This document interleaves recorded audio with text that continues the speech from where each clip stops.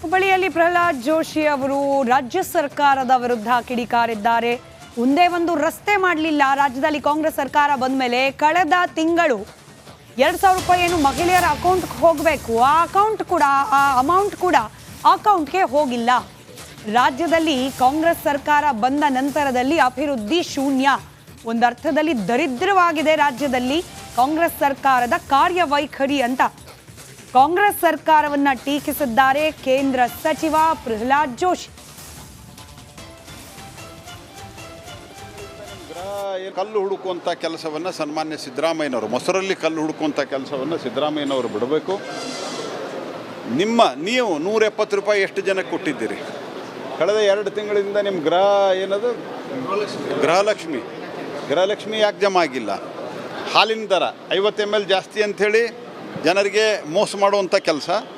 Plus ಅನೇಕ ಯೂನಿಯನ್ಗಳಲ್ಲಿ, milk ಯೂನಿಯನ್ಗಳಲ್ಲಿ ಇವತ್ತು ರೈತರಿಗೆ ಕೊಡ್ತಾ ಇರುವಂಥ ಸಬ್ಸಿಡಿ ಬಂದ್ ಮಾಡಿ, ಕೊಡ್ತಾ ಇರುವಂಥ ರೇಟ್ನಲ್ಲೂ ಕಮ್ಮಿ ಮಾಡಿ ಜನರಿಗೆ ದ್ರೋಹವನ್ನು ಮಾಡ್ತಾ ಇರುವಂಥದ್ದು ಯಾವುದಾದ್ರೂ ಒಂದು ಸರ್ಕಾರ ಇದ್ದರೆ ಅದು ಸಿದ್ದರಾಮಯ್ಯನವರ ನೇತೃತ್ವದ ಕಾಂಗ್ರೆಸ್ ಸರ್ಕಾರ. ಸುಳ್ಳು ಹೇಳೋರು. ಕಲ್ಲು ಹುಡುಕುವಂಥ ಕೆಲಸವನ್ನು ಸನ್ಮಾನ್ಯ ಸಿದ್ದರಾಮಯ್ಯನವರು, ಮೊಸರಲ್ಲಿ ಕಲ್ಲು ಹುಡುಕುವಂಥ ಕೆಲಸವನ್ನು ಸಿದ್ದರಾಮಯ್ಯನವರು ಬಿಡಬೇಕು. ಹುಬ್ಬಳ್ಳಿಯಲ್ಲಿ ಪ್ರಹ್ಲಾದ್ ಜೋಶಿ ಅವರು ರಾಜ್ಯ ಸರ್ಕಾರದ ವಿರುದ್ಧ ಕಿಡಿಕಾರಿದ್ದಾರೆ.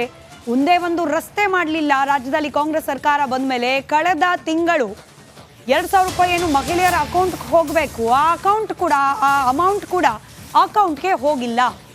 ರಾಜ್ಯದಲ್ಲಿ ಕಾಂಗ್ರೆಸ್ ಸರ್ಕಾರ ಬಂದ ನಂತರದಲ್ಲಿ ಅಭಿವೃದ್ಧಿ ಶೂನ್ಯ.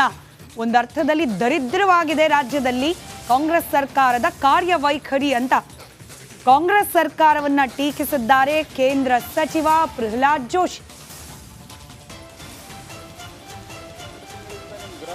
ಕಲ್ಲು ಹುಡುಕುವಂಥ ಕೆಲಸವನ್ನು ಸನ್ಮಾನ್ಯ ಸಿದ್ದರಾಮಯ್ಯನವರು, ಮೊಸರಲ್ಲಿ ಕಲ್ಲು ಹುಡುಕುವಂಥ ಕೆಲಸವನ್ನು ಸಿದ್ದರಾಮಯ್ಯನವರು ಬಿಡಬೇಕು. ನೀವು 170 ರೂಪಾಯಿ ಎಷ್ಟು ಜನಕ್ಕೆ ಕೊಟ್ಟಿದ್ದೀರಿ? ಕಳೆದ 2 ತಿಂಗಳಿಂದ ನಿಮ್ಮ ಗೃಹಲಕ್ಷ್ಮಿ ಯಾಕೆ ಜಮಾ ಆಗಿಲ್ಲ? ಹಾಲಿನ ದರ 50 ml ಜಾಸ್ತಿ ಅಂಥೇಳಿ ಜನರಿಗೆ ಮೋಸ ಮಾಡುವಂಥ ಕೆಲಸ. ಪ್ಲಸ್ ಅನೇಕ ಯೂನಿಯನ್ಗಳಲ್ಲಿ, ಮಿಲ್ಕ್ ಯೂನಿಯನ್ಗಳಲ್ಲಿ ಇವತ್ತು ರೈತರಿಗೆ ಕೊಡ್ತಾ ಇರುವಂಥ ಸಬ್ಸಿಡಿ ಬಂದ್ ಮಾಡಿ, ಕೊಡ್ತಾ ಇರುವಂಥ ರೇಟ್ನಲ್ಲೂ ಕಮ್ಮಿ ಮಾಡಿ ಜನರಿಗೆ ದ್ರೋಹವನ್ನು ಮಾಡ್ತಾ ಇರುವಂಥದ್ದು ಯಾವುದಾದ್ರೂ ಒಂದು ಸರ್ಕಾರ ಇದ್ದರೆ ಅದು ಸಿದ್ದರಾಮಯ್ಯನವರ ನೇತೃತ್ವದ ಕಾಂಗ್ರೆಸ್ ಸರ್ಕಾರ. ಸುಳ್ಳು ಹೇಳೋರು.